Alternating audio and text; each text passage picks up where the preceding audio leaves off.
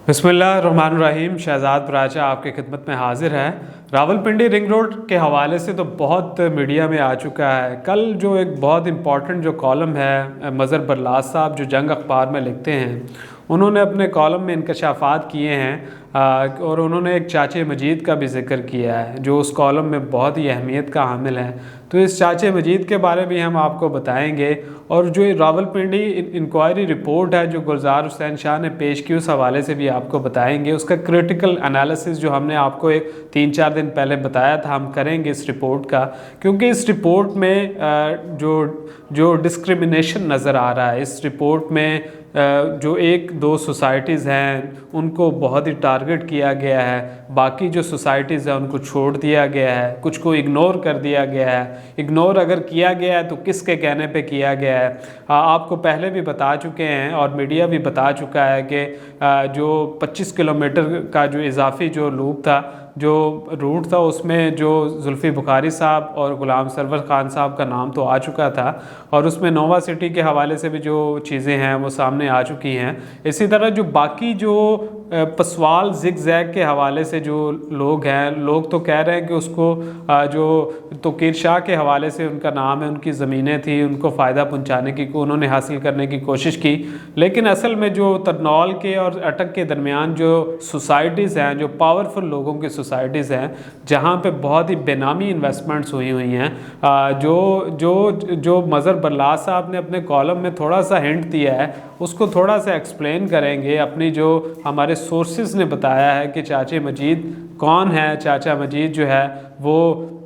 जो multi professional जो society है इस्लामाबाद की B17 की, वो उनके ऑनर है। उन्होंने बड़ी मेहनत के साथ इस्लामाबाद में CDA के हवाले से जो कॉन्ट्रैक्ट हासिल करके और सारा ये इस्लामाबाद को एक लिहाज से उन्होंने डेवलप किया है, लेकिन वो डेवलप कैसे किया है इसमें भी कहानियाँ हैं जो बहुत ही ज़रूरी हैं। चाचा मजीद के हवाले से बताना बहुत ज़रूरी है। चाचा मजीद जो पिछले 15-20 सालों से उन्होंने अपने आप को इस्लामाबाद में एक किस्म का उन्होंने पॉलिटिकली भी बहुत एक्टिव रहे हैं और लोगों को बाकी तरीके से भी बहुत इन्फ्लुएंस करके अपना एक यहाँ तक मुकाम बनाया है। तो ये चीज़ें जो है वो आइंदा बताते रहेंगे कि इस जो सोसाइटी है B17 वाली, उसमें उनके फैसल रेजिडेंशिया भी आती है, बाकी भी सोसाइटीज़ आती हैं। तो ये जो मज़हर बरलास साहब है, उन्होंने एक हिंट दिया है, इस पे काम करने की ज़रूरत है और इस पे हम फर्दर भी काम करेंगे। और जो क्योंकि इस रिपोर्ट में क्योंकि ये पसवाल ज़िग ज़ैग जो है उसमें जो हमारे सोर्सेज बता रहे हैं कि इस जो सोसाइटी है और इनके जो एक कंसोर्शियम है सोसाइटीज़ का, जो उनको फ़ायदा पहुंचाने की कोशिश की गई और ये बेसिकली ये बेनिफिशरी थे इस जो पसवाल ज़िग ज़ैग के। तो दूसरी जानिब जो रिपोर्ट है उसमें जो नोवा सिटी के हवाले से बहुत क्रिटिसिज्म किया गया जो खुशाइंद है। इसी तरह जो बाकी जो सोसाइटीज़ है जो 1.5 से 2 किलोमीटर जो प्रपोज रूट के साथ थी उनको छोड़ दिया गया। उनको क्यों छोड़ा गया? क्या जो एडिशनल जो AC फ़तेह जंग उन्होंने जो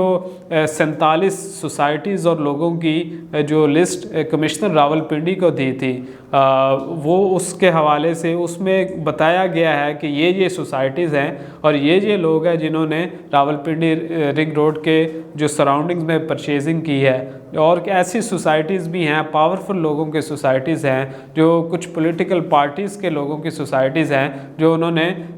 जो इस हवाले से ज़मीन परचेज़ की है, और लेकिन उसको इंक्वायरी रिपोर्ट में उन्होंने छोड़ दिया है। उनको छोड़ने की क्या वजह है? उनको छोड़ने की वजह जो है वो हमारे सोर्सेज बता रहे हैं कि जो साबिक DC अटक हैं उनके हवाले से भी चीज़ें सामने आ रही हैं कि उस जो लाइफ रेजिडेंशिया सोसाइटी थी उनके ऑनर के साथ उनका क्या ताल्लुक़ है। उन्होंने भी जो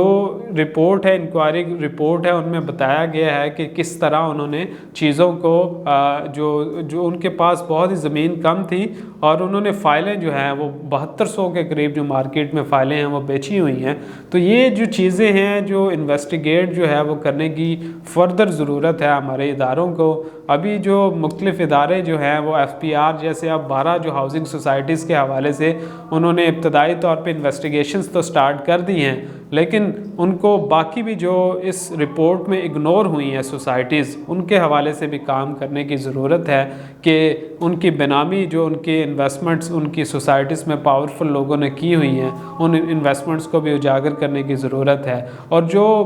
وزیر اعظم کے ایڈوائزر شہزاد اکبر کا نام آ رہا ہے، وہ بھی مبینہ طور پہ جو ملٹی پروفیشنل سوسائٹی کے ساتھ جوڑا جا رہا ہے، کیونکہ مبینہ طور پہ ان کے بھائی کی جو انویسٹمنٹ ہے وہ اس سوسائٹی میں ہے، اور کہا جا رہا ہے جو اسلام آباد کے سرکلز میں جو باتیں چل رہی ہیں کہ شہزاد جو اکبر صاحب کے کہنے پہ یہ جو ان کا نام جو ہے وہ سوسائٹی جو گلزار حسین شاہ کی جو رپورٹ ہے ان سے نکالا گیا ہے۔ تو یہ بہت ہی جو چیزیں بہت ہولناک ہے چیزیں، اور جو ہمارے ادارے ہیں، جو ہمارے جو اینٹی کرپشن کے ادارے لوگ ہیں، اسی طرح جو نیب کے لوگ ہیں، FIA کے لوگ ہیں، ان کو بھی اس حوالے سے سوچنے کی ضرورت ہے کہ پاکستان میں جو چیزیں چل رہی ہیں، جو ہاؤسنگ سوسائٹیز جو ہیں وہ اتنی انویسٹمنٹ انہوں نے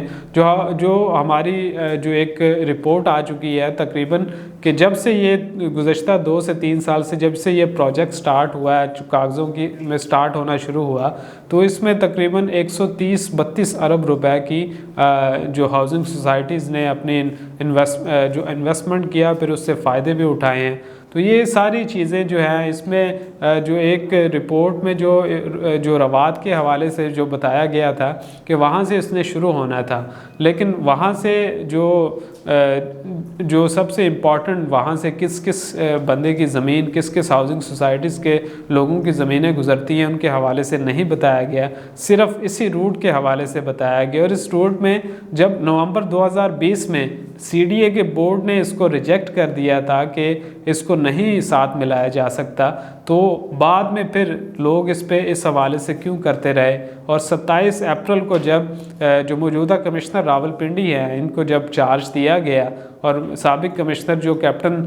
صاحب تھے ان کو ہٹایا گیا، تو اس حوالے سے بھی بہت سے ابھی سوالات ہیں جن کو انویسٹیگیٹ کرنا باقی ہے کہ RDA کے لوگوں نے جو 2.3 ارب روپے کی زمین جو اٹک کے ایریا میں جا کے پرچیز کی، جو رپورٹ میں تو مینشن ہے کہ یہ انلیگلی پرچیز کی گئی ہے، اور جو تابش وسیم صاحب ہے ان کا مینڈیٹ نہیں تھا جو اٹک کے ایریا میں جا کے جو زمینیں پرچیز کریں۔ تو یہ کس کے کہنے پہ کی گئی؟ ابتدائی طور پہ تو سابق کمشنر کا نام لیا گیا، لیکن یہ جو پاورفل لوگ ہیں، کیونکہ جو آخر میں سب سے امپورٹنٹ چیز بتانا ضروری ہے کہ جب سے یہ روٹ کی بننے کی باتیں ہوئیں، جو 25 کلومیٹر کا اضافی روٹ آنا تھا سامنے، تو اس کے بعد جو سارا جو انویسٹمنٹ ہے وہ روات سے کنورٹ ہو کے جو CPEC کا روٹ چل رہا ہے نووا سٹی کے ساتھ، ایئرپورٹ جو ہے اسلام آباد ایئرپورٹ کے ساتھ، وہ انویسٹمنٹ ساری لوگوں کی ادھر آنا شروع ہو گئی تھی۔ تو وہاں پہ جو روات والی سائڈ پہ جو